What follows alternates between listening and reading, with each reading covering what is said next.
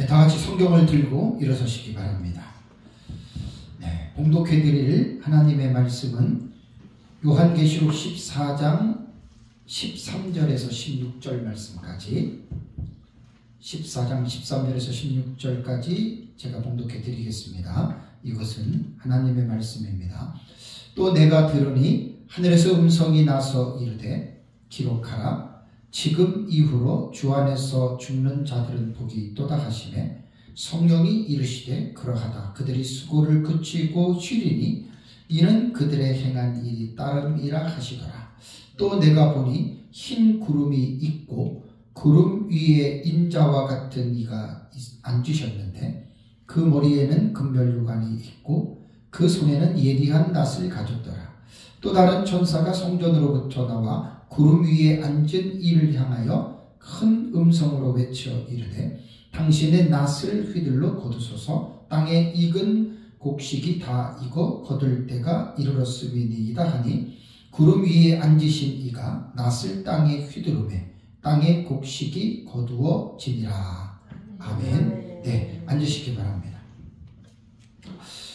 오전에 첫째 시간에는 14장을 우리가 볼 때 성경을 해석할 때 가장 기본적인 요소가 그 본문만 우리가 보는 것이 아니라 그 본문의 전후 문맥을 우리가 이제 관찰하고 또 살펴보면서 또 그 책에 담겨 있는 귀한 그 특성들이 있어요. 그러니까 요한계시록 같은 경우는 이제 6장 이후를 본경과 삽경의 상호 교차 구조로 본다 그랬잖아요. 그러니까 이제 본경이 어디에 있고 또 본경과 본경 사이에 삽경이 어디 들어가느냐, 그걸 먼저 구분들을 하셔야 돼요.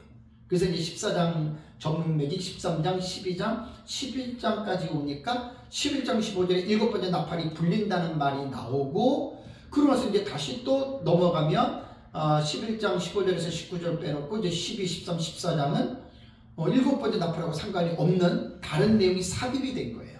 그게 이제 제5막간계시라고 하는 거고, 그 다음에 이제 15장 1절에 가서 7번째 나팔이 대한 7천사를 이야기를 하면서 7번째 나팔의 본 내용은 안 나온다 그랬어요. 그러나 조금 더 진보한 하나님의 마지막 재앙, 그만만 한 거예요.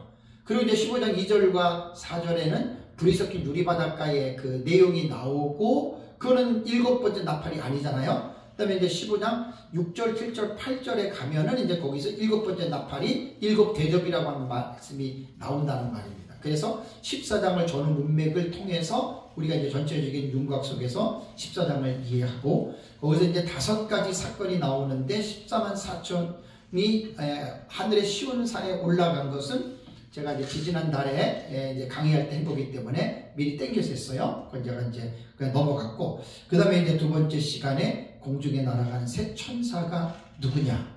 천사는 복음을 전할 수 없습니다. 그러니까 어떤 실질적인 대상을 대행적으로 예표하는 사역으로서 천사가 공중에 날아가는 천사의 외침인데, 그 실물은 바로 뭐냐면 바로 투중인이다. 그래서 이제 투중인들이 예수님의 재림의 직전을 앞두고 어떠한 메시지를 전해야 할까, 그 부분에 대해서 제가 이제 오전 시간에는 여러분들에게 말씀을 드렸습니다. 그러면서 이제 13절은 또 하나의 다른 사건이죠. 하늘에서 들리는 음성인데 13절을 다시 보시면, 또 내가 들으니 하늘에서 음성이 나서 이르되 기록하라. 지금 이후로 주 안에서 죽는 자들은 복이 있도다 하시매 성령이 이르시되 그러하다. 그들이 수고를 그치고 쉬리니 이는 그들의 행한 일이 따름이라 라는 말입니다.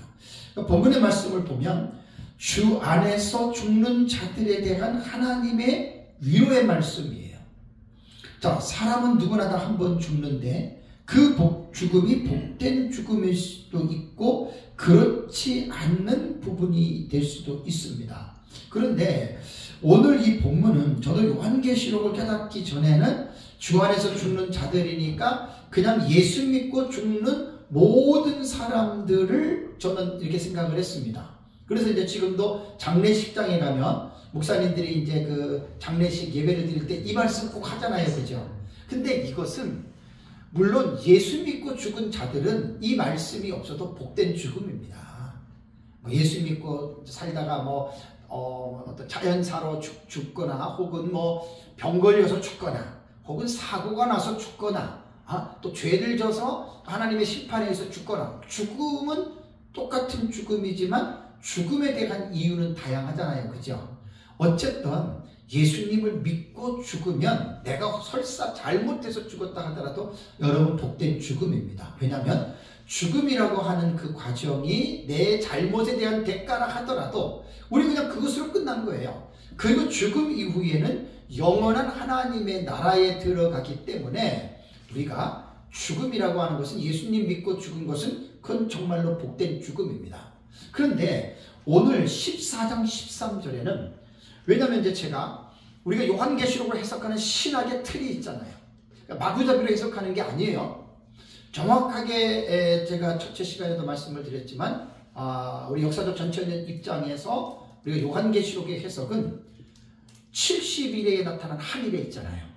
그 한 일회가 70일에서 맞춰지는 것이 아니라 신약시대 예수님의 재림 직전으로 한 일회가 돌아가는 거예요. 한 일회가 돌아가서 우리는 한 일회가 요한계시록 6장과 19장에 요 사건이 예수님 재림 직전에 일어나는 사건이다라고 말씀을 드렸죠.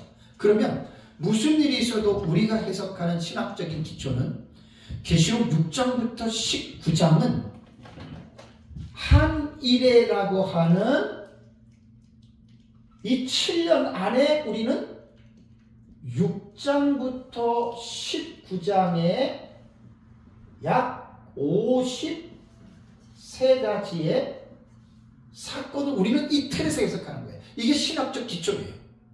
그냥 어떤 신학적 기준도 없고 기초도 없이 무조건 그냥 성경을 읽고 내 마음에 내킨 대로 해석하는 거는 전혀 다른 거예요. 그래서 우리는 6장부터 19장을 이렇게 하는데 한 일의 해석법의 시초가 이레네우스와 히폴리투스라 그랬죠. 그죠? 그리고 초대 교부 때에 이 신학의 해석이 발전되지 못했어요. 그냥 5세기 부천년이 종교개혁 때까지 쭉 이렇게 주류로 나오다 보니까. 그리고 이제 19세기에 존 넬슨 다비에 의해서 세대주의 해석이 나오면서 한일의 해석법을 다시 리바이벌 한 거예요. 새롭게 다비가 만든 게 아니에요. 그 초대교회 때 만들어 놓은 한일의 해석법을 다시 이제 부흥시킨 거죠. 그런데 이제 해석은 너무나 잘못된 해석이 많고, 그런 그 한일의 해석법을 다시 부각시켰다라고 하는 것은 우리가 볼 때는 세대주의 공으로 분명하게 그것은 봐야 됩니다. 그리고 이제 한일의 해석법을 가장 정확하게 했다라고 하는 것은 제가 배운 스승인 민병성 목사님. 그분이 가장 나는 올바르게 해석했다라고 믿고 제가 이제 그것을 종합해서 정리해서 저한테 가르치고 책을 쓰고 지금 이렇게 하고 있다는 말입니다. 그러니까 13장에서 내가 들으니 하늘에서 음성이 나는데 지금 이후로 주 안에서 죽는 자들은 복이 있다. 그러면 보세요. 두 증인들의 사역은 전반부에 해당이 되는 거예요. 그죠? 전반부 1260일이잖아요. 그죠? 그냥 1260일 사역을 마치고 사역 중에서도 여기서 이제 이 시기를 말하는 거예요. 이 시기에 이후로 죽는 자들, 그 자가 복이 있다는 거예요. 그러니까 예수 믿기 전에 죽는 자들도 다 복이 있지만, 그러나 이제 여기에서는 우리가 참 요한계시록을 깊이 있게 공부를 하면 전반부에서 죽는 자들은요, 이게 봐봐요. 이게 지금 전반부고 후반부잖아요. 그죠? 그럼 여기서 죽는 사람들이 뚜렷하게 차이가 있어요. 전반부에도 물론 순교의 죽음을 당하는 사람도 있고, 자연사로 죽는 사람도 있고, 사고사나 질병으로 죽는 사람들이 있어요. 그러니까 예수 안에서 죽는 거는 다 복된 죽음이란 말이에요. 그런데 후반부로 넘어오면은 예비처에 들어가 있는 사람들은 안 죽어요. 그죠? 근데 예비처에 들어가지 못한 여자의 남은 자손들이 있죠. 그죠? 여자의 남은 자손들이 죽는단 말이에요. 그 여자의 남은 자손들이 죽는다라고 하는 말은 뭐냐면 구원받은 자들인데 예비처에 못 들어가서 짐승의 표를 받지 않다가 죽잖아요. 그죠? 우리가 볼 때 얼마나 안타깝고 그래요. 그러니까 여기에 죽는 이 사람들을 위로하는 차원에서 주 안에서 죽는 자는 복이 있도다라고 하면서 성령이 이르시되 그러하다 그들이 수고를 붙이고 쉬리니 이는 그들의 행한 일이 따름이라. 우리 이렇게 보는 것이 옳습니다. 물론 후반부가 시작이 되면서 두 증인들이 1260을 마치고 다 한꺼번에 죽지요. 그죠? 그들의 죽음도 복된 죽음이죠. 그래서 그 두 증인들의 죽음은 첫째 부활자로 하나님이 부활을 시키잖아요. 그죠? 이 부분에 대해서는 나중에 첫째 부활에 대한 해석을 하겠어요. 왜냐하면 연결해서 해석하다 보면은 강의를 못 나갑니다. 그래서 13절은 딱 그것만 기억하시면 돼요. 예수님 믿고 죽는 모든 시대에 그거를 말하는 게 아니라 요 한일의 기간 동안에 일어나는 사건에서 특별히 후반부에 죽는 자들을 위로하기 위한 하나님의 음성이다라고 보시면 됩니다. 자, 그 다음에 이제 14절과 16절을 보겠습니다. 자, 14절과 16절을 보면은 우선 14절에서 20절은 두 가지의 비슷한 내용이거든요. 14절에서 20절의 문맥적인 내용은 인류 종말에 있을 두 가지의 추수에 관한 내용이 기록되어져 있습니다. 이제 14절에서 16절에는 땅에 익은 곡식이 추수되는 내용이고, 그 다음에 17절에서 20절은 땅에 포도송이를 추수하는 내용이 나오죠. 그죠? 그러니까 여기에서 곡식과 포도송이의 추수에 대한 해석은 국내의 거의 모든 학자들의 견해는 성도들의 구원으로서, 즉 휴거와 불신자들의 심판으로 이 본문들을 해석을 합니다. 약간의 이견이 있을 수는 있지만 거의 성도들의 구원, 그 다음에 또 불신자들에 대한 심판, 이렇게 이 두 가지를 보면 됩니다. 그렇다면 우리는 항상 요한계시록에 기록된 사건이 일어날 때 우리는 어디에 관심을 가져야 되냐면 이 사건은 언제 일어나느냐, 이걸 꼭 여러분 기억하셔야 돼요. 아무 때나 일어나는 게 아닙니다. 이 사건이 언제 일어났느냐. 그래서 이제 우리가 요한계시록을 해석하는 해석법에 있어서 사건에 대한 해석은 네 가지라 그랬잖아요. 과거주의냐, 역사주의냐, 미래주의냐, 이상주의냐. 한 가지를 선택하셔야 돼요. 물론 지금은 이제 거의 종합주의로서 그냥 네 가지를 섞어가지고 자기가 원하는 대로 해석들을 합니다. 이제는 거의 학자들이 다 그래요. 전천년이든 무천년이든 거의 다 그렇게 합니다. 종합 절충주의라 그러죠. 저는 절충주의 해석을 별로 좋아하지 않습니다. 왜냐하면 뚜렷한 정체성이 없어요. 다 혼합된 거잖아요. 근데 이제 그거는 우리는 철저하게 저는 역사적 전천년주의로서 미래주의 해석을 한다 그랬죠. 그죠? 그래서 우리는 아까도 전 시간에도 말했지만 예수님의 재림이 뭐냐? 예수님의 재림은요, 두 가지의 분명한 상반적인 사건이 일어나는 거예요. 그러니까 믿는 우리에게는 너무나 좋아요. 예수님 재림하면 우리가 공중으로 들림을 받아서 우리는 구원에 이르는 불이 섞인 유리 바닷가로 들어갔다가 천년왕국으로 내려오잖아요. 구원받은 자들은. 근데 불신자들은 지구가 세 갈래로 갈라지는 불심판에서 다 지옥 갑니다. 그러니까 예수님의 재림은 항상 이 두 가지가 있는 거예요. 그래서 세례 요한의 선포를 제가 거기 마태복음 3장 11절과 12절에 제 책에다가 그 성경을 써놨죠. 거기 보시면 세례 요한이 이런 말을 했습니다. 나는 너희로 회개하게 하기 위하여 물로 세례를 베풀거니와 내 뒤에 오시는 이는 예수 그리스도죠. 나보다 능력이 많으시니 나는 그의 신을 들기도 감당하지 못하겠노라 라고 말을 하면서 그는 바로 예수 그리스도입니다. 성령과 불로 너희에게 세례를 베푸실 것이요 손에 키를 들고 자기의 타작마당을 정하게 하사 알곡은 모아 곡간에 들이고 쭉정이는 꺼지지 않는 불에 태우시리라 라는 말을 했습니다. 그러면 세례 요한의 이 말씀 속에는 두 가지의 사건이 들어있잖아요. 내 뒤에 오시는 이는, 이 말은 뭡니까? 초림의 메시아입니다. 초림의 메시아. 그 다음에 그는 성령과 불로 하고 그렇게 하는데 알곡은 모아 곡간에 들이고 쭉정이는 꺼지지 않는 불에 태우시리라고 하는 말은 뭐냐면 예수님의 재림을 통해서 나타나는 그러한 심판에 관한 말씀이에요. 제가 여러분들한테 그 원근통시법이라고 하는 것 말씀을 드렸죠. 원근통시법. 이거 되게 이제 중요한 신학적인 용어입니다.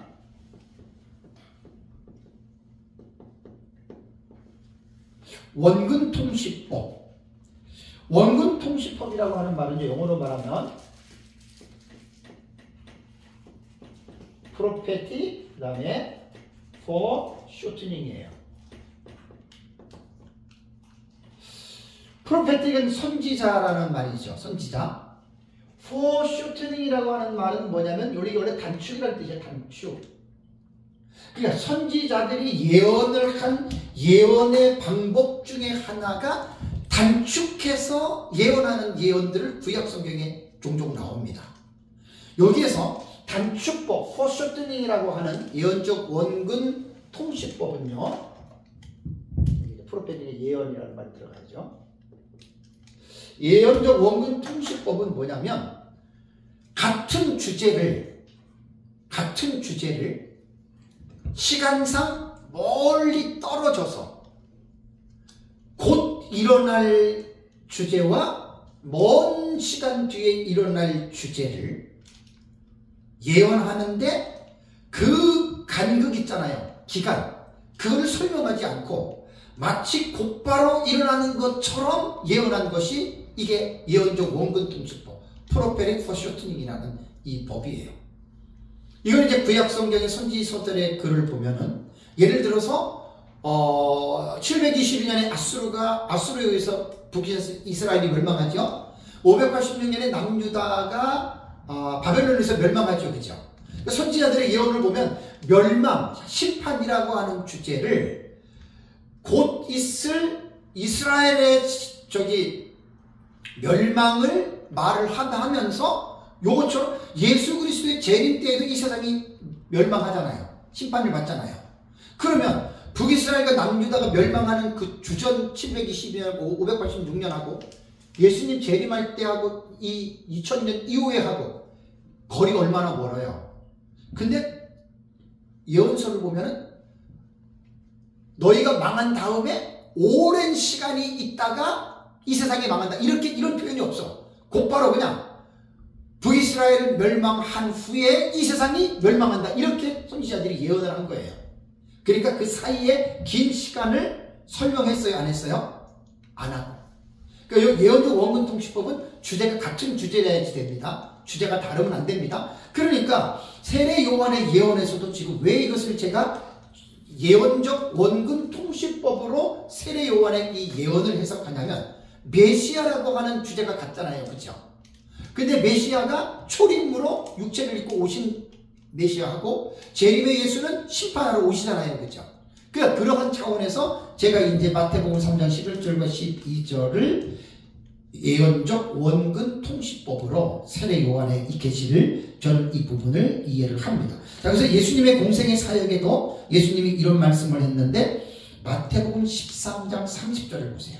마태복음 13장 30절을 보면은 둘 다 추수 때까지 함께 자라게 두라. 추수 때에는 내가 추수꾼들에게 말하기를 가라지는 먼저 거두어 불사르게 단으로 묶고 곡식은 모아 내 곡간에 넣으리라.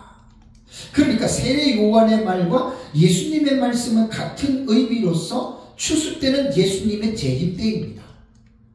재림 때에 심판받는 자들은 짐승에게 경배한 자들, 이들은 불심판을 받고 짐승에게 경배하지 아니한 자들은 이들은 어떻게 되는 줄 아세요? 심판받지 아니하고 이들은 휴거되는 거예요. 그 내용이 사실은 오늘 14절에서 16절, 17절에서 20절 이 두 가지를 사실은 이제 묶어서 교훈하시는 거라고 하는 것 여러분들이 꼭 기억을 해야 됩니다. 그러면 먼저 14절과 16절을 먼저 보겠습니다. 자, 14절과 16절은 조금 전에 제가 분독해 드린 건데요. 자, 사도 요한이 바로 전 문맥에는 공중에 날아가는 새 천사의 외침을 받죠. 그죠? 그것이 끝나고 나서 또 이제 공중에서 들리는 음성, 그것이 들리고 난 다음에 또 다른 환상이 사도 요한의 시야에 들어온 거예요. 그래서 14절을 보십시오. 또 내가 보니 흰 구름이 있고 구름 위에 인자와 같은 이가 앉으셨는데 그 머리에는 금멸관이 있고 그 손에는 예리한 낫을 가졌더라. 그렇다면 이 사람은 누군가? 인자 같은 이라 그랬잖아요. 그죠? 그럼 구름 위에 앉으신 이가 누구인가? 성경 해석은 주예거든요. 그럼 구름 위에 앉으신 이를 볼 때에는 인자와 같은 이라고만 이야기를 했습니다. 인자라는 말은 son of man이에요. 사람의 아들. 그러면 이기자가 누구냐는 거예요. 두 가지 해석이 있습니다. 그리스도로 보는 해석과 천사로 보는 해석이 있습니다. 근데 천사는 인자라는 말을 별로 안 해요. 그죠? 그러나 예수님은 자신도 공생의 사역에 인자가라는 말을 많이 한 것으로 볼 때 그룹 위에 앉은 이 인자와 같은 이는 우리는 예수 그리스도로 여러분 우리가 보는 것이 가장 옳습니다. 성경 해석은 하나 이제 정의를 내리고 그러면서 이제 그 절을 다 우리가 해석을 해 나가는 것이거든요. 그러니까 그룹 위에 앉았다라고 하는 말은 뭐냐면 예수 그리스도께서 하늘 위에 계신 그분의 위엄과 영광을 상징하고 표현하는 거예요. 그렇다면 금면류관을 썼다 그랬죠. 그죠? 금면류관을 썼다 그랬습니다. 자, 그룹 위에 앉은 이가 금면류관을 썼다 그러면 대부분 우리는 면류관 그러면은 헬라어로 두 가지 제가 말씀을 드렸죠. 그죠? 두 가지. 스테파노스라고 하는 단어가 있습니다. 스테파노스.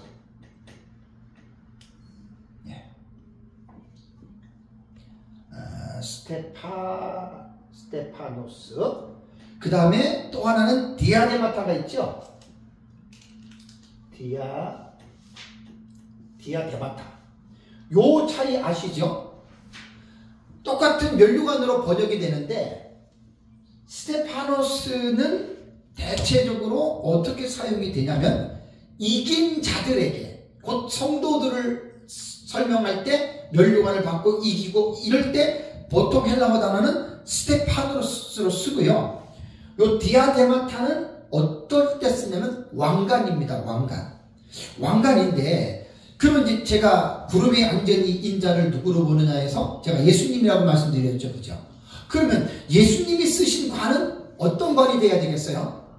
예, 디아데마타가 돼야 될 거 아니에요. 그죠? 근데 분명히 여기 헬라어 원문에는 스테파노스로 나왔단 말이에요.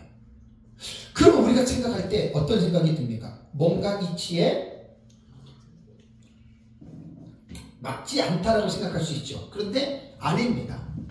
예수님은 디아데마타를 쓸 수 있는 왕이기도 하지만 예수님은 스테파노스라고 하는 이긴 자가 쓸 수 있는 관을 쓸 자격이 있어요.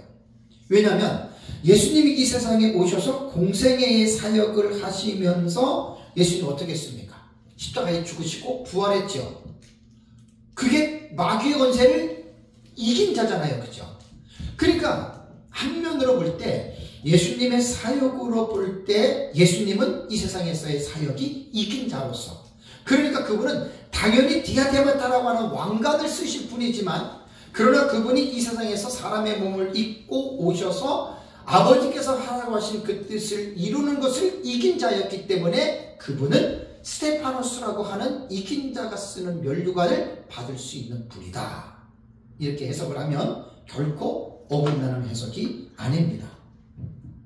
그래서 이제 15절을 볼까요? 네, 14절은 해석이 됐습니다. 15절을 보면 또 다른 천사가 성전으로부터 나와 구름 위에 앉은 이를 향하여 큰 음성으로 외쳐 이르되 당신의 낫을 휘둘러 거두소서 땅의 곡식이 다 익어 거둘 때가 이르렀음이니이다 하니라는 말이 나옵니다. 자, 사도 요한의 또 다른 천사가 보이죠. 또 다른 천사는 뭐냐면 앞에서 언급한 세 천사가 아닌 다른 천사라는 말입니다. 그러니까 요한계시록에 등장하는 천사를 제가 쉬어보진 않았지만 대단히 많이 나옵니다. 일곱인, 일곱 나팔, 일곱 대접만 해도 벌써 21잖아요. 그죠? 네? 그리고 그 외에 여러 천사들이 나오거든요. 나중에 한번 제가 시간 되면 한번 다 쉬어보려고 그래요. 도대체 몇 명의 천사가 동원이 돼서 이러한 사건들을 지금 진행해 갖고 있는지 그런 것도 성경 연구에 좋은 방법이 하나가 됩니다. 자, 그래서 여기서 이제 다른 천사가 어디로부터 나온다고 했습니까? 성전으로부터 나왔다라고 했죠. 그죠? 또다시 말씀을 드리면 천국에 성전이 있습니까? 없습니까? 천국에 성전이 있습니까? 없습니까? 없어요. 아니, 있어요. 그 무천년주의자들은 없다 그러는데 있어요. 예, 왜냐하면 요한계시록 21장 21절에 성 안에서 내가 성전을 보지 못했다라고 하는 말은 예루살렘 성 안에는 성전이 없어요? 그러면 천국이 새 예루살렘 성만 천국입니까? 말도 못하게 넓지요. 계시록 4장과 5장이 뭘 얘기를 해요? 계시록 4장과 5장이 천국의 성전을 얘기를 하잖아요. 그 천국의 성전에 성부 하나님이 보좌에 앉으셨고, 그죠? 성부 예수 그리스도가 부활하신 예수 그리스도 서 있고, 성령이 7 등불로 킨 성령이 존재하시잖아요. 그게 성전이에요. 그리고 5번째 인을 뗄 때에 제단 아래에 있는 영혼들, 순교자들의 영혼들, 무슨 제단? 천국 성전 제단 아래입니다. 천국의 성전이 있어요. 그래서 이 본문에도 보니까 어떻게 해요? 성전으로부터 이 천사가 나왔다는 말은, 이 천사는 하나님의 명령을 수행하기 위해서 나왔다는 것으로 볼 수 있습니다. 그리고 이 천사가 인자를 향하여 큰 음성으로 당신의 낫을 휘둘러 거두소서, 땅의 곡식이 다 익어 거둘 때가 이르렀음이니이다 라는 말을 했습니다. 그러니까 이 말씀으로 미뤄보아 땅에 익은 곡식의 추수에 대한 사건은 성부 하나님의 명령으로 모든 것이 이루어진다라고 하는 것을 여러분 우리가 볼 수 있습니다. 그래서 여기에서는 우리가 삼위 하나님의 사역을 성부, 성자, 성령으로 사역적인 면에서 사역을 구분하여 여러분 우리는 이해할 필요가 있다라고 하는 말입니다. 그렇다면 땅에 익은 곡식은 뭔가? 도대체 땅에 익은 곡식을 추수하라고 했는데 여기서 곡식은 알곡을 말하는 거거든요. 그럼 과연 예수님이 마지막 때에 이 땅에 가을에 추수를 할 때 그러한 추수를 말할까요? 그건 아니죠, 그죠? 그렇게 생각하는 사람은 하나도 없어요. 이것도 다 비유입니다. 뭐냐면 여기서 알곡은 우리가 요한계시록을 미래적인 어떤 이 사건으로 볼 때 너무나 정확한 것이 이긴 자가 있고 진 자가 있어요. 저 도표에 보면 분명하게 까만 걸로 표시를 해놨잖아요. 그죠? 황충화, 첫째와 황충화가 끝나고 이긴 성도들이 있고 진 성도들이 있어요. 그러니까 이긴 성도들은 뭐냐면 예비처를 들어가는 성도들이고, 졌다라고 하는 말은 뭐냐면 예비처를 못 들어간 성도예요. 그게 이제 사실 요한계시록에서는 이 부분을 분명하게 말을 하고 있는데, 첫째와 황충화가 여러분 이게 대단히 중요합니다. 내가 이번 주 주일날에 첫째와 황충화와 오후 예배는 둘째와 유브라데 전쟁에 대해서 설교를 했습니다. 안 들어보신 분들은 꼭 설교 꼭 한번 들어보세요. 황충화가 해석하기가 제일 힘들어요. 거기에는 황충화는 뭐가 여러분 중요하냐면 피해자와 가해자를 설정하는 게 제일 어려워요. 황충화는 하늘에서 떨어진 별, 사탄에 의해서 무적의 힘을 열므로서 시작되는 화이기 때문에 가해자는 사탄이 맞아요. 100% 다 사탄으로 봐요. 근데 문제가 뭐냐? 피해자가 누구냐? 라고 했을 때에는 거의 모든 사람들이 피해자는 불신자고 봐요. 자, 상식적으로 생각해 보십시다. 사탄이 뭐가 안타까워서 얼마 안 있으면 예수님 재림에서 자기의 심판을 받는데, 자기를 충성스럽게 따르는 불신자를 사탄이 왜 공격을 하겠어요? 상식적으로도 안 맞는 거예요. 그래서 황충화의 피해자는 이마에 입맞지 않는 자만 해하라라고 황충화의 때 명령을 하거든요. 그래서 명령자는 하나님이 명령하는 겁니다. 그것도 이마에 입맞은 자는 계시록 7장에 14만 4천이 두 증인들이 입맞은 자고, 입맞지 않는 자는 성도들과 불신자들은 입맞은 자가 아니에요. 그 입맞지 않는 자는 불신자와 성도인데, 불신자는 건드릴 하등의 이유가 없고 성도들을 박해하는 것이 황충합니다. 그래서 그 성도들이 이제 첫째 화 때에 믿음의 실현이라 그래요. 알곡과 쭉정이를 반드시 하나님이 가르십니다. 그래서 이 신앙의 연단을 하는 첫째 화에서 믿음으로 그 고난을 이겨낸 사람이, 그게 이제 성경에서 보면은 이긴 자가 되는 거예요. 이긴 자. 그래서 그 자가 이제 후3년반 대환란의 예비처에 들어가서 환란하고는 상관이 없는, 머리털 하나도 상하지 아니하고 하나님께서 지켜주신다. 그래서 예비처의 계시가 12장 6절과 12장 14절이 그게 바로 예비처에 대한 계시라고 하는 말입니다. 그리고 나서 이제 진자는 뭐냐면 황충화 때에 신앙으로 지조를 지키지 못하고 그 신앙에서 진자를 말하는 거예요. 그래서 그들이 이제 여자의 남은 자손들로서 이제 그 대환란에 떨어져서 그들이 그 환란과 고통을 받는다라고 하는 이제 그러한 말입니다. 그래서 이제 여러분 우리가 요한계시록을 공부를 할 때에는 그냥 이렇게 해야 됩니다. 교회 다니는 거 그냥 교회 목사가 그냥 성도들 교회만 나와준 것만 해도 뭐 감사하고 고맙고 이렇게 생각하면 안 됩니다, 여러분. 그렇게 생각하면 절대로 안 됩니다. 목회자는 성도들에게 아유 그저 어디 안 가고 주일날 교회 나와준 것만 해도 감사하고 그냥 헌금해준 것만 해도 고맙고 이렇게 생각하면 큰일 납니다. 교회에 온 성도들을 목사는 어떻게 가르쳐야 되냐면 이 세상의 사단의 권세와 죄악의 이 세상에서 여러분들은 이기는 자가 되십시오. 이렇게 권면하는 것이 목사의 설교입니다. 아멘. 자, 요한계시록 7교회 나오죠. 에스더서 3일날 7교회 나오죠.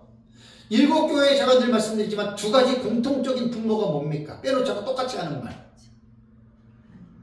귀 있는 자는 성령의 교회들이 하신 말씀 들으라. 이거 7교회 다 했죠. 또 하나는 뭐예요? 이기는 자예요. 그래서 니콘티, 니콘타라고 하는 이것은 동사는 여러분 이게 분사입니다. 분사, 현재, 능동태라 그랬죠. 그러니까 이 7교회를 통해서 교훈하시는 예수님의 말씀을 보면은 성도들은요 어느 시대든지 간에 어떻게 하는 자가 되어야 된다? 이기는 자가 되어야 되는 거예요. 아멘. 이거를 목회자들이 항상 그렇게 가르쳐야 됩니다. 그냥 뭐 어렵고 힘든 세상에 그냥 아이고 교회 그냥 겨우 나오는 것도 감사하다 이렇게 하면 안 되는 거예요, 목사님들은. 네. 어제는 마귀가 우는 사자처럼 돌아다니면서 삼킬자를 찾잖아요, 지금도. 네. 그러니까 그 마귀의 그 공격에 여러분들은 지지 말고 여러분들은 이겨야 됩니다. 아멘. 어느 시대든지 간에 초대교회든 중세교회든 근현대 시대든 마지막 때건 간에 그 이긴 자라고 하는 이 개념은 분사, 현재, 능동태. 능동태가 뭐지요? 자기가 자발적으로 자원해서 그런 거예요. 그래서 항상 목사님들은 성도들에게 말씀을 가르칠 때 지는 자가 되지 말고 어떻게 해요? 이기는 자가 되라. 아멘. 사실 이게 참 저도 이제 목회를 34년을 했지만 목사님들의 설교는요 자기가 아는 것만 설교할 수밖에 없어요. 모르는 걸 할 수도 없어요. 그리고 설교라는 게 꼭 뭐 내가 이렇게 살았기 때문에 여러분들 이렇게 사십시오. 그것도 틀린 말이에요. 왜냐하면 우리는 100% 그렇게 못 살아요. 근데 설교하는 설교자 입장에서 양심이라는 게 있기 때문에 내가 거룩한 삶을 살아가지 않으면서 성도들에게 거룩한 삶을 살아가라고 말할 때 양심의 가책을 받아요. 그래서 그런 말하기가 좀 꺼리낀 거예요. 그러니까 이기는 자가 되라라고 하는 것도 목사인 나 자신이 부족하지만 성령의 능력을 받아서 늘 이기는 삶을 살도록 발버둥 치는 목사는 이기는 삶을 살으라고 담대하게 말할 수가 있지만 목사인 나 자신이 이기는 삶보다는 그냥 이리 터지고 저리 터지고 목사도 그냥 뒤죽박죽 하면서 이런 사람이 과연 성도들에게 여러분 신앙생활을 이기는 신앙생활을 하십시오 이런 말 할 수 있어요 없어요? 양심의 가책을 받아서 못해요. 제 말은 목사의 설교가 내가 완전히 이렇게 살았기 때문에 그 의로움에서 말을 하라는 것은 절대 아닙니다. 그래서 때로는 제가 설교할 때 성도들에게 내가 스스로 고백하는 경우들이 저도 꽤 많아요. 왜? 하나님의 말씀은 이렇게 했는데 저는 사실 지금 이렇게 못합니다. 나는 그렇게 이제 내 직성이 풀려요. 저는. 그래서 솔직하게 고백을 해요. 그러면서 저와 여러분들은 이 말씀처럼 우리는 이렇게 살아야 됩니다. 저는 솔직히 그렇게 저는 설교를 합니다. 내가 안 하면서 마치 나는 하는 것처럼 그러고 나서 성도들에게 이렇게 하라 저는 양심이 찔려가지고 저는 그렇게 못하겠더라고요. 그런 부분은 제가 솔직하게 내가 자원해서 제가 고백합니다. 참 저도 부끄럽지만 참 저도 못하지만 반드시 저는 단서를 그래야지 사실 제 마음이 편해요. 그러니까 이기는 것도 마찬가지입니다. 그러면 이기는 것은 뭘까요? 베드로서 3장 14절 보십시오. 이게 마지막 때 목사님들은 계시록을 안 봐도 이런 설교를 했는데 베드로서 3장 13절 보세요. 그러므로 사랑하는 자들아 너희가 이것을 바라보나니 이 예수님의 재림을 바라본다는 말이에요. 그 다음에 주 앞에서 어떻게 해요? 점도 없고 흠도 없이 평강 가운데 나타나기를 힘쓰라. 점도 없고 흠도 없고 평강 가운데 나타나는 게 이긴 자입니다, 여러분. 이해가 되시죠? 그래서 7교회를 향해서 이기는 자가 되라고 한 교회도 빼놓자고 이렇게 말을 한 거예요. 아이고 뭐 우리는 부족합니다. 우리는 연약합니다. 여러분 우리는 죄질 수밖에 없습니다. 뭐 우리는 점도 없고 흠도 뭐 있을 수밖에 없습니다. 이렇게 하고 살아가라는 말이 아니란 말이에요. 성경은 이기는 자가 되라는 거예요. 이기는 자가 되라. 분사 현재 계속적 용법이란 말이에요. 점이 생기고 흠이 생기면 우리는 또 어떻게 해야 돼요? 회개해야죠. 그럼 어린 양의 피의 공로로 점과 흠이 어떻게 됩니까? 깨끗하게 닦여지죠. 그게 이기는 자예요. 이기는 자라고 해서 막 100% 뭐 완전하고 뭐 저 사람은 죄도 없고 그건 잘못된 생각입니다. 어떻게 죄 없이 살 수 있겠습니까? 항상 이기는 자가 되는 거는 늘 주님 앞에서 깨어서 자신들의 잘못들을 회개하고 늘 깨끗하게 하는 겁니다. 그 다음에 데살로니가전서 5장 23절을 볼까요? 데살로니가전서 5장 23절에 평강의 하나님의 친히 너희를 온전히 거룩하게 하시고 또 너희의 온 영과 혼과 몸이 어떻게 해요? 우리 주 예수 그리스도께서 강림하실 때에 재림하실 때를 말하죠. 이 단서를 다른 거예요. 재림하실 때 어떻게 해요? 흠없게 보존되기를 원하노라. 이게 이기는 자입니다. 흠없게 보존되기를 원한다. 죄에게 붙잡혀가지고 죄의 노예가 되는 삶이 아니라 죄와 싸워서 피 흘리기까지 이기는 삶을 살아가라는 게 이게 신약시대에 목회자들에게 하나님이 말씀을 주셨고 목회자들은 성도들에게 이걸 외쳐야 돼요. 아이고 난 교회 나온 것만 해도 막 감사합니다. 감사 덕지합니다. 이거는 진짜 목사로서 자격이 없는 거예요. 이기는 자가 되어야 되는 겁니다. 이기는 자. 자, 그렇다면 이제 익은 곡식의 추수를 볼게요. 16절을 볼까요? 자, 구름 위에 앉으신 이가 낯을 땅에 휘두르매 땅의 곡식이 거두어지니라. 땅의 곡식. 그래서 제가 곡식은 이기는 자라고 말을 했죠. 그죠? 성도입니다. 성도. 근데 여기에서 우리가 이게 무조건 해석하면 안 될 게 도표에 보면은 여러분 세 가지가 있어요. 그죠? 예비처리에 들어가 있는 무리들하고 여자의 남은 자손들이 있고 그 다음에 유대인의 남은 자손들이 있죠. 그죠? 저는 세대주의처럼 유대인과 교회를 절대적으로 구분하지 않습니다. 그 세대주의는 잘못된 거예요. 이스라엘과 교회를 절대적으로 구분하면 안 돼요. 왜냐하면 구약의 이스라엘이 신약에 넘어와서 교회로 대체된 것이 상당수입니다.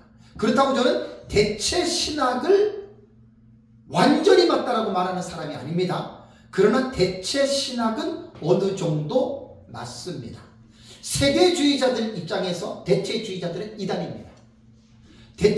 저처럼 대체주의를 말을 하면은 완전히 세대주의자들은 그 사람을 이상하게 보는데 아닙니다. 대체주의가 맞습니다. 그러나 완전히 다 대체는 안 된 겁니다. 그래서 로마서 9장, 10장, 11장에는 바울이 동족들의 구원을 놓고 아주 간절히 마음이 기도하는 아픈 그 마음을 토로했죠. 그죠? 그러니까 이스라엘이라고 하는 나라들은 이스라엘의 그 백성들은 신약 시대에 와서 하나님이 이스라엘과 어떤 교회를 정확하게 구분하는 게 아니에요. 이제 에베소서를 보시면 뭐가 나옵니까?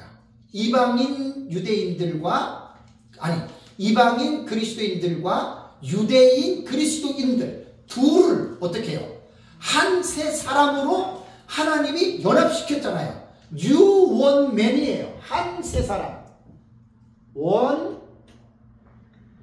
New Man. 하나의 세 사람으로. 둘이 아니란 말이에요, 이제는. 그러니까 세대주의자들은 이스라엘 계속해서 교회 따로따로 이렇게 구분하는 게 세대주의는. 그러니까 세대주의 게 너무 많습니다. 에베소서에서는 둘을 한 세 사람으로 철저하게 구분하면 안 돼요. 세대주의 신학이 잘못된 게 너무 많아요. 네, 최근에 이제 한 20, 30년 전에 그 점진적 세대주의와 그 다음에 또 하나 뭐지요? 고전적 세대주의는 옛날 거, 그 문제가 많고, 그 다음에 점진적 세대주의하고 또 하나는 점진적하고 또 하나는 개정세대주의. 개정세대주의는 1970년에서 80년, 이렇게 80년에서 또 90년, 요때에 세대주의가 두 번 점프했어요. 요 두 번 점프한 세대주의는 위험한 사상들을 많이 고쳤어요. 제가 지금 비판하는 거는 고전 세대주의 비판하는 겁니다. 네. 이제 저도 세대주의를 좀 더 이제 공부를 해서 정확하게 이걸 구분해서 무조건 뭉뚱그려가지고 세대주의 잘못했다, 이것도 잘못된 표현이에요. 그러니까 고전 세대주의 잘못된 것들이에요. 자, 이러한 면에서 볼 때 여기 잘 보셔야 돼요. 이긴 자의 개념은 예비처에 들어간 사람은 어떻게 됩니까? 죽지 않아요. 후반부에 대환란을 여기서 그냥 하나님 지켜줘요. 여자의 남은 자손들 중에서 진자들이 떨어졌는데 여기서는 죽는 사람이 많아요. 여기서 이긴 자는 죽지 않고 살아남은 자들을 말하는 거고, 유대인의 남은 자손들은 유대인 전체를 말하는 게 아니라 혈통적으로는 이스라엘이라고 하는 혈통은 있을 거 아니에요, 그죠? 근데 지금 이스라엘 혈통으로 구분하는 건 거의 불가능합니다. 왜냐하면 되게 많이 섞였어요. 몇 달 전에 설교할 때 그 이스라엘 백성들 지파별 구분하는 것이 지금 무의미하다라고 말씀을 드렸잖아요, 그죠? 이거는 722년에 북이스라엘이 아수르에서 멸망할 때 아수르의 인구 이주 정책이 뭐냐면 지배국을 정복하면 인구를 이주시키는 거예요. 사마리아 사람을 아수르에다가, 아수르 사람을 사마리아에다가. 그러니까 지파 개념이 희박해졌죠. 그 다음에 586년에 남유다가 멸망을 하고 유다 백성들이 또 바벨론으로 그 포로로 3차로 간 사람들이 있잖아요. 안 도는 사람도 있잖아요. 그러고 나서 이제 70년에 그 디도 장군에서 이스라엘이 멸망하고 그 다음에 135년경에 하드리아누스 황제 때에 제2차 유대 반란을 통해서 유대인들이 완전 예루살렘 출입 금지령을 내렸잖아요. 그러고 나서 이스라엘 백성들은요, 지파의 개념이 애매모호하게 됐습니다. 더 이상 이스라엘은 지파별로 지금 따질 수가 없습니다. 과거의 일일 수밖에 없는 거예요. 그래서 유대인들의 남은 자손은 유대인 전체를 말하는 게 아니라 자칭 유대인이라고 하고 그들의 혈통을 갖고 중요한 기준은 뭐냐면 유대교의 신앙을 밀고 나가는 사람들. 혹시 그들이 육체적으로는 이스라엘 백성이 아니더라도 타민족과 혼합된 사람이라 하더라도 그들이 유대교의 신앙을 밀고 나가면 그들을 육신의 이스라엘이라고 하는 범주 속에는 우리가 볼 수 있다는 말입니다. 그들 중에서 전체가 아니라 생명책에 기록된 자들이 있어요. 구원은 유대인으로 난 게 아닙니다. 그죠? 예수 그리스도를 믿는 자들이 구원이 된 거예요. 그러니까 그 자칭 유대인이라고 말하는 그들 중에서 생명책에 이름이 기록된 택자들이 있죠. 요 세 부류의 사람들은 죽지 않고 살아있는 자들을 말하는 거예요. 이들이 뭐라고요? 이긴 자들이 되는 거예요. 자, 그렇다면 보세요. 낯을 땅에 휘둘러 땅의 곡식이 거두어진다라고 하는 말은 예수님이 여러분 재림을 하시잖아요. 요 마지막 때 요 상황을 여러분들이 잘 이해를 하셔야 돼요. 예수님이 재림할 때 대접으로 볼 때는 이게 6번째 대접입니다. 6번째 대접 때 예수님 재림하죠. 그러면 7번째 대접은 뭐예요? 이 세상이 지구 멸망이죠. 7번째가 멸망이잖아요. 그 멸망은 지구가 세 갈래로 갈라져서 불바다가 되는 거예요. 그럼 죽지 않고 살아있는 이 사람들이 지구가 불바다가 될 때 지상에서 남아 있을 수 있겠어요? 없겠어요? 없잖아요. 그러면 특단의 조치를 취해야 되죠. 그게 뭐예요? 그게 휴거예요. 상당히 합리적입니다, 여러분. 휴거는. 휴거라고 하는 주제만 가지고 말하지 마시고 종말론의 전체적인 내용을 여러분은 이해하고 예수님이 재림하면 곧바로 이 세상의 사람들이 심판을 받잖아요. 불심판을. 그럼 여기서 예비천한 여자나무 자손 유대인의 그 생명식에 기록된 자들 중에 생존자들은 어떻게 되겠냐고요. 불타서 살 수가 없잖아요. 그래서 이들을 하나님이 공중으로 끌어올리는 겁니다. 그래서 656페이지를 보시면 낫을 땅에 휘두른다는 표현은 땅에 있는 모든 성도들을, 살아있는 성도들입니다, 공중으로 이끈다는 뜻이다. 이것을 비유적으로 말하는 거예요. 곡식이 거두어졌다는 말은 공중으로 이끌려간 상태를 의미하는데, 이러한 사실을 신학적인 용어로 뭐라고 한다? 휴거라고 부르는 거예요. 신학적인 용어예요. 휴거. 우리말 사전을 찾아보시면 휴거는요, 그리스도가 세상을 심판하기 위해 재림할 때 구원받을 사람을 공중으로 들어 올리는 일. 우리말 사전의 정의입니다. 올바르게 잘 내린 겁니다. 그럼 우리는 휴거가 왜 필요한지 그 타당성에 대해서 생각을 해야 됩니다. 그래서 아까 조금 전에 말씀드린 대로 예수 재림하면 이 땅이 심판을 받으니까 살아있는 성도들이 생명을 유지하려면 어떻게 해요? 이들이 공중으로 올라가야 된다라고 하는 말입니다. 무천년주의자들 중에서 이런 사람이 있습니다. 세대주의 전천년이 하도 7년 환란 전에 세대주의는 어떻게 해요? 7년 환란 전에 교회가 휴거된다 그러잖아요. 이거 없는 거예요. 성경에 이런 말 없어요. 근데 세대주의자들은 경광부회로 7년 대환란이 오기 전에 교회가 공중으로 들림받는다. 왜? 대환란을 피해야 되니까. 성경이 없습니다. 근데 세대주의 종말론을 갖고 있는 사람들은 지금도 아주 절대적으로 믿고 있어요. 우리가 환란 전에 우리는 공중으로 들림받는다. 근데 여러분 성경이 없습니다. 그래요. 근데 목숨 걸고 얘기를 합니다. 세대주의 잘못된 해석이에요. 세대주의 위험한 해석도 많습니다. 절대로 그렇지 않습니다. 환란 전에 휴거되는 일은 하나도 없습니다. 그러니까 세대주의, 무천년주의자들이 휴거를 없다라고 강력하게 부정하는 이유가 뭔 줄 아세요? 무천년주의자들이 휴거가 없다라고 하는 말은 세대주의자들이 하도 환란 전에 휴거가 있다고 하니까 이게 없다는 말이지, 저는 이렇게 받아들입니다. 성도들이 공중으로 올라가는 익은 곡식을 땅에서 출수해서 끌어올리는 성도들이 공중으로 휴거되는 일이 없다면 그 사람은 이단입니다.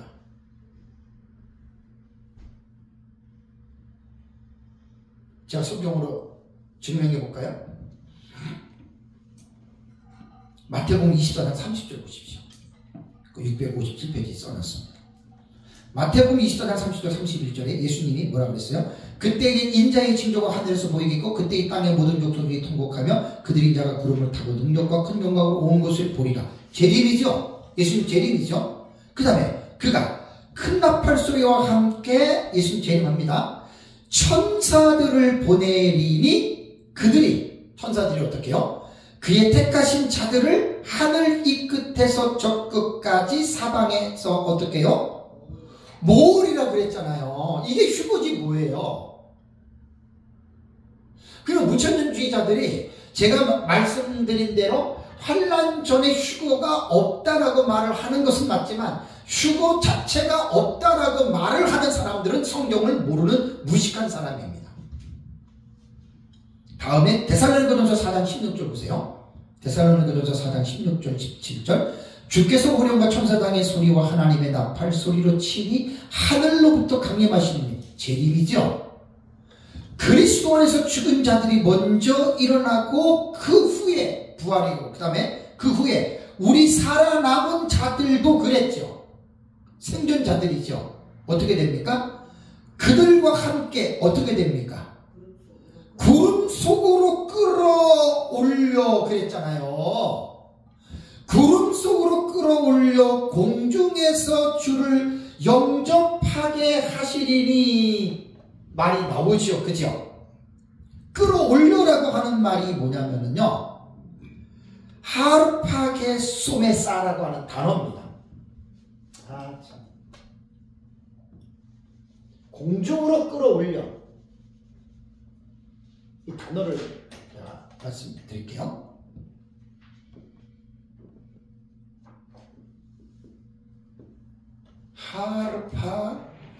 하르바케 소메사. 이게요. 이렇게 됩니다. 이게 하르파조라고 하는 원형은 하르파조예요. 이게 하르파조예요. 감기식이요. 하르파조. 네, 하르파조예요. 요 하르파조라고 하는 말이 뭐냐면 요게 끌어올려가는 거예요. 요 하르파게조소메사 요게 뭐냐면 이게 직설법 미래 수동태입니다. 직설법 미래 수동태거든요. 그러니까 보세요. 끌어올리니까 당연히 수동태가 되는 거죠. 미래입니다. 그러니까 사도 바울이 볼 때 앞으로 이런 일이 일어날 것이라는 말입니다. 살아남은 자들도 부활한 자들과 함께 구름 속으로 끌어올려 하르파조입니다. 하르파게소메사 직설법 미래 수동태입니다. 그러니까 예수님 말한 것처럼 천사들에 의해서 살아남은 자들이 공중으로 올라가는 거예요. 왜 살아남은 자들이 공중으로 올라가야 됩니까? 곧 있을 이 세상의 지구가 불침판으로 받으면 살아남은 자들은 죽으니까. 그래서 여러분 하나님이 성도들을 살아있는 생명을 가진 성도들을 끌어올리는 거예요. 이게 여러분 휴거입니다. 하르파조입니다. 이게 왜 휴거가 없습니까? 있잖아요.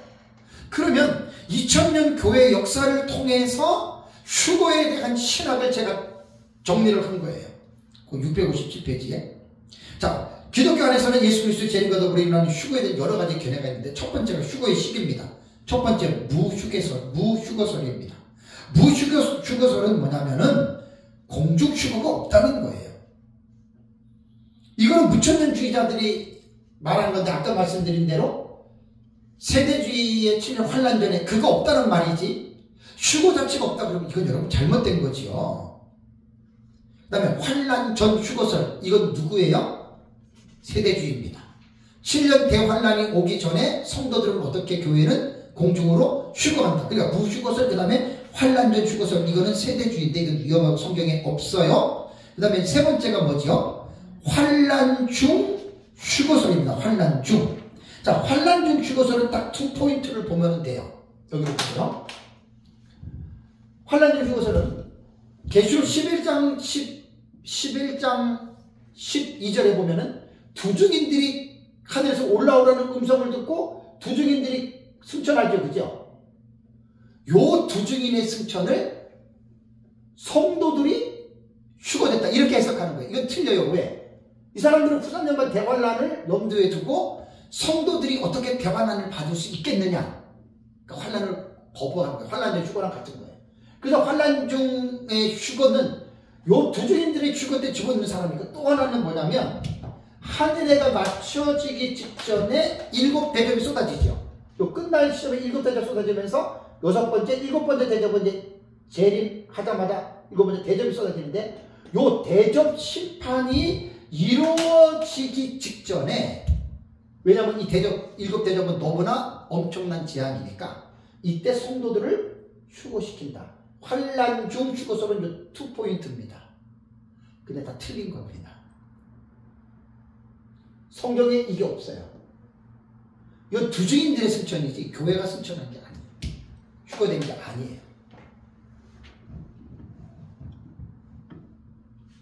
그리고 네 번째가 환란 후 휴거설입니다.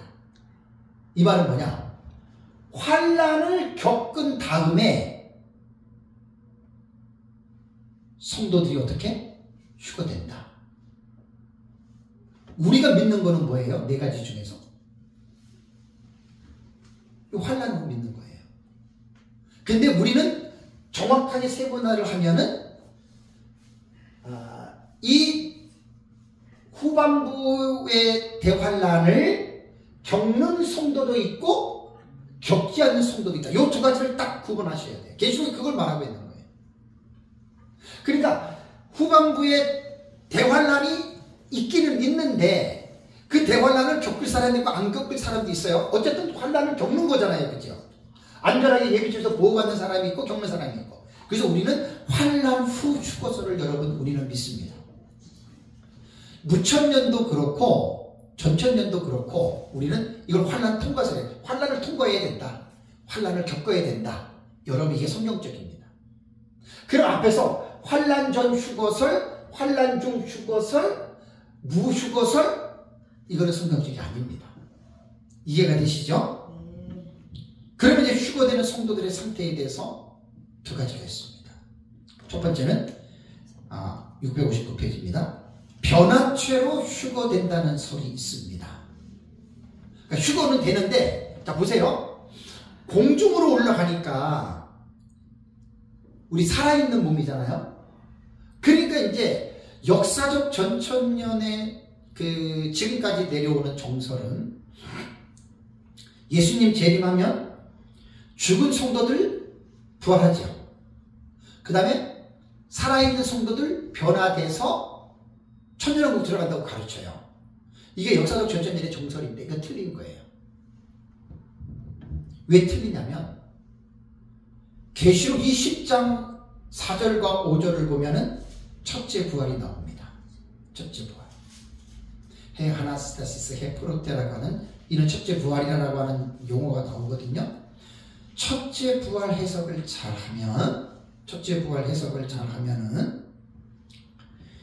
예수님 재림하실 때 죽은 성도들 부활 없습니다. 그러니까 환란 전 순교자들하고 그들만 부활하지 죽은 성도들 부활 안 해요. 그럼 죽은 성도들은 언제 부활하느냐? 계시록 20장 5절. 그 나머지 죽은 자들은 그 천년이 차기까지 살아나지 못하리라 그랬죠. 그 나머지 죽은 자들은 뭐냐면 계시록 20장 4절에 순교자들의 부활을 말한 거예요. 첫째 부활은.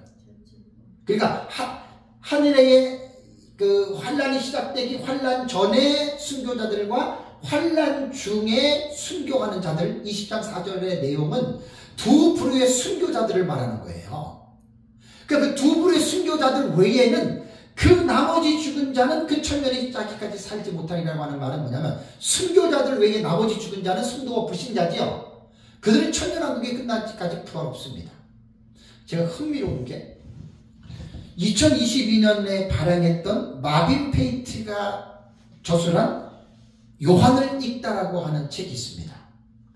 요한복음, 요한 1, 2, 3, 4, 그 다음에 요한계시록.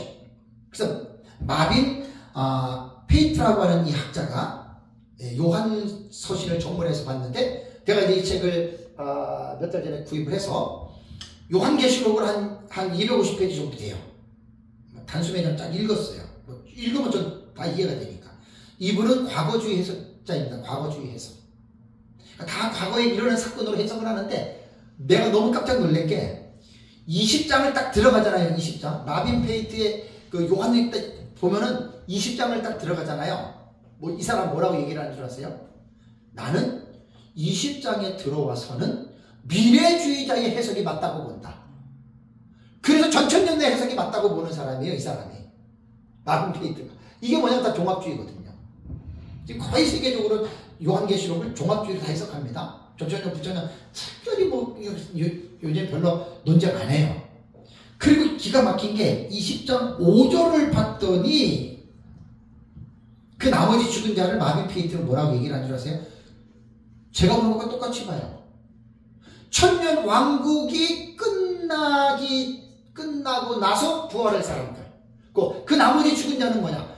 마빈 페이트도 20장 4절을 순교자들의 부활로 보고 그래서 순교자들 외에 나머지 죽은 자들은 성도와 불신자로 보더라니까요. 마빈 페이트가 이렇게 봐요. 그래서 제가 제 아내한테 몇 달 전에 볼 때 여보 이거 보라고 해서 내가 보여주고 확인을 시켜줬다니까요.